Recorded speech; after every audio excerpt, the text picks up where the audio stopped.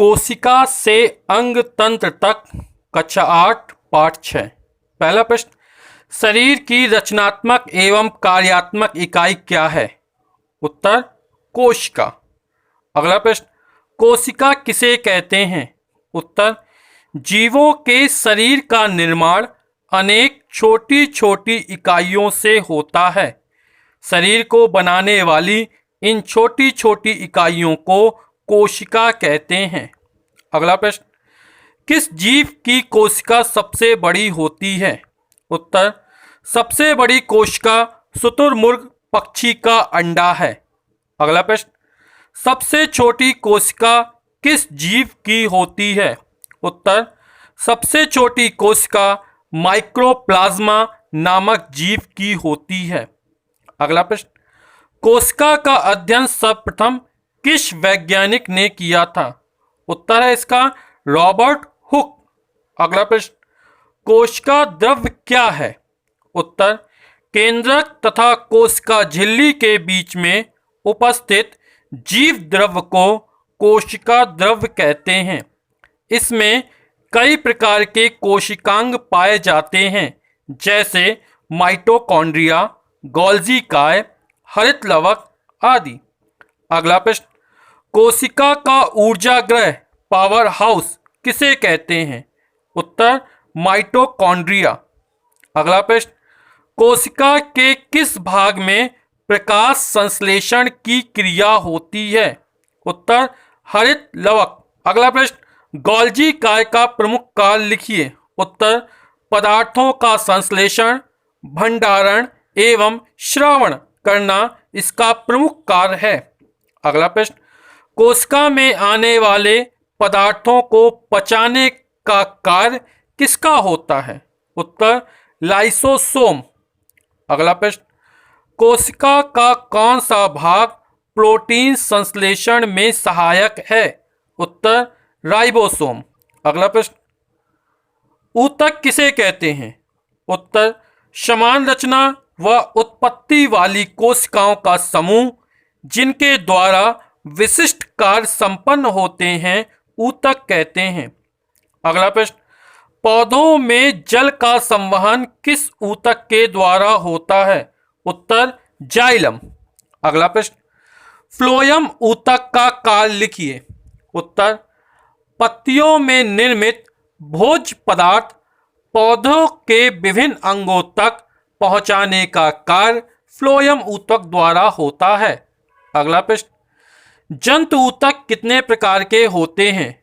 उत्तर, कार्य के आधार पर जंतु ऊतक कई प्रकार के होते हैं। पहला एपिथेलियम ऊतक, दूसरा संयोजी ऊतक, तीसरा पेशी ऊतक, चौथा तंत्रिका ऊतक। अगला प्रश्न, एपिथेलियम ऊतक को आवरण ऊतक क्यों कहा जाता है? उत्तर, एपिथेलियम ऊतक शरीर और अंगों का बाह्य स्तर बनाते हैं। यह ऊतक पूरे शरीर का बाहरी आवरण बनाता है, अतः इसे आवरण ऊतक भी कहा जाता है। अगला प्रश्न, संयोजी ऊतक किसे कहते हैं? उत्तर, वे ऊतक जो विभिन्न अंगों को जोड़ते हैं और सहारा प्रदान करते हैं संयोजी ऊतक कहलाते हैं, जैसे अस्थि, रक्त आदि। अगला प्रश्न, किसी एक तरल संयोजी ऊतक का नाम लिखिए। उत्तर, रक्त। अगला प्रश्न, तंत्रिका ऊतक के कार्य लिखिए। उत्तर, विभिन्न प्रकार के उद्दीपनों को शरीर के एक भाग से दूसरे भाग तक पहुंचाना एवं शरीर के विभिन्न अंगों के कार्यों में समन्वय स्थापित करना तंत्रिका ऊतक का कार्य है। अगला प्रश्न, मनुष्य के तंत्रिका तंत्र के कितने भाग होते हैं? उत्तर, मनुष्य के तंत्रिका तंत्र के 3 प्रमुख भाग होते हैं। पहला मस्तिष्क, दूसरा रीढ़ रज्जु, तीसरा तंत्रिकाएं। अगला प्रश्न, मनुष्य के शरीर में कितने प्रकार की तंत्रिकाएं पाई जाती हैं? उत्तर, मनुष्य के शरीर में 2 प्रकार की तंत्रिकाएं पाई जाती हैं। पहली कपाल तंत्रिकाएं, दूसरी रीढ़ तंत्रिकाएं।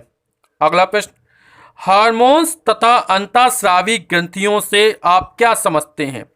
उत्तर, जंतुओं में तंत्रिकी समन्वयन के अतिरिक्त रासायनिक पदार्थों द्वारा भी नियंत्रण किया जाता है। ये रासायनिक पदार्थ हार्मोन्स कहलाते हैं। शरीर में कुछ विशेष प्रकार की ग्रंथियां होती हैं जो हार्मोन्स का स्राव करती हैं। इन्हें अंतःस्रावी ग्रंथियां कहते हैं।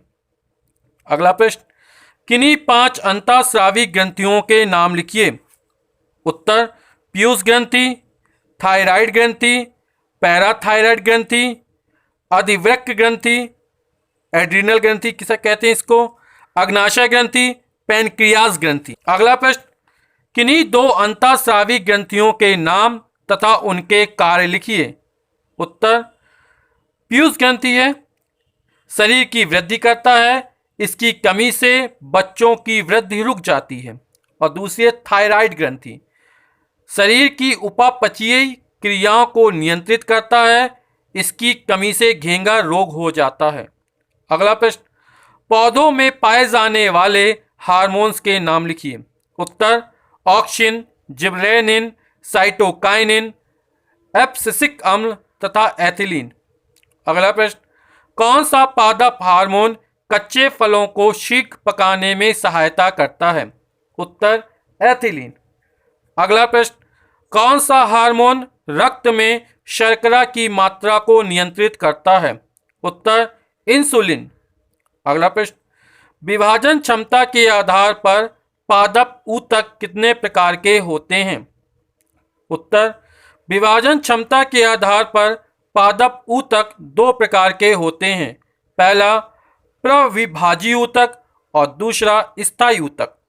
अगला प्रश्न, प्रविभाजी ऊतक की 2 विशेषताएं बताइए, ये कहाँ पाए जाते हैं? उत्तर, पहली विशेषता है प्रविभाजी ऊतक की कोशिकाएं समान व्यास वाली होती हैं, जिनका आकार आयताकार या बहुभुजी होता है। दूसरा, इन कोशिकाओं का केंद्रक बड़ा, जीव द्रव सघन तथा इनमें रिक्तिका अनुपस्थित रहती है। उदाहरण, प्याज।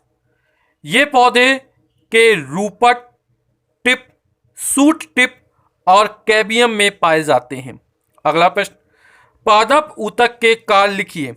उत्तर, पहला है पौधों की जड़ों द्वारा अवशोषित जल एवं खनिज लवण को पत्तियों तक पहुंचाने का कार्य करते हैं। यह जाइलम ऊतक के द्वारा होता है। और दूसरा, पत्तियों में निर्मित भोज्य पदार्थों को पौधों के विभिन्न अंगों तक पहुंचाने का कार्य करते हैं। यह फ्लोएम ऊतक द्वारा होता है। अगला प्रश्न, सबसे कठोर जंतु ऊतक कौन सा है? उत्तर, अस्थि सबसे कठोर ऊतक है। अगला प्रश्न, मुर्गी का अंडा आसानी से दिखाई दे जाता है, क्या यह एकल कोशिका है अथवा कोशिकाओं का एक समूह? उत्तर, मुर्गी का अंडा एक एकल कोशिका है तथा आकार में बड़ा होने के कारण इसे नग्न आंखों से भी देखा जा सकता है।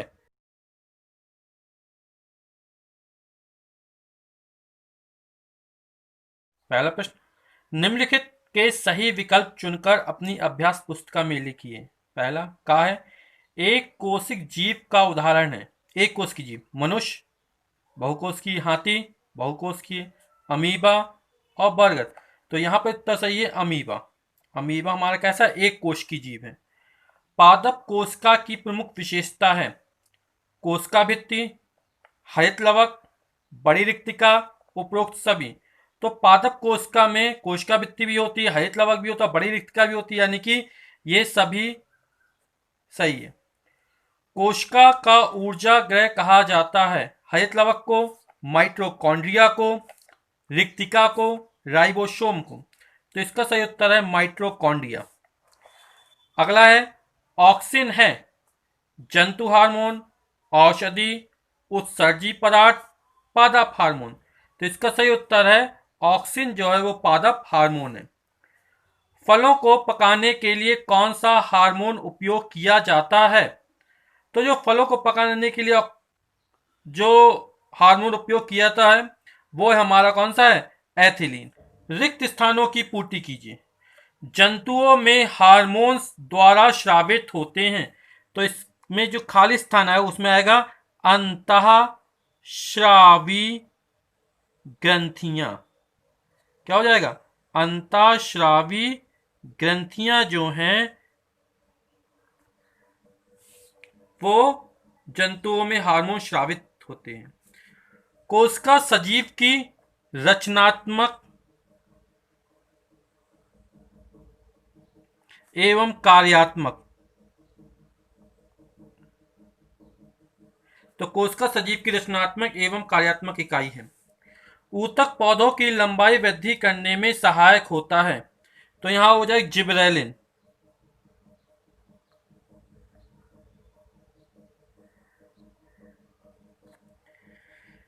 शरीर के बाह्य सुरक्षात्मक आवरण बनाने में ऊतक सहायक होता है। जो ऊतक है वो एपिथीलियम ऊतक है।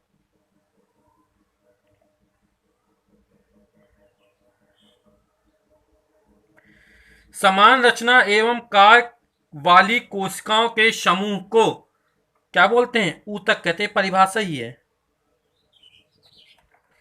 निम्नलिखित के सही जोड़े बनाइए। खंडका जड़ों के शीर्ष कलिकाओं में वृद्धि, मक्खी तंत्रिका ऊतक, संवहन ऊतक, स्तर पर बहुकोश की जीव, संदेशों का संवहन, प्रविभाजी ऊतक और जाइलम।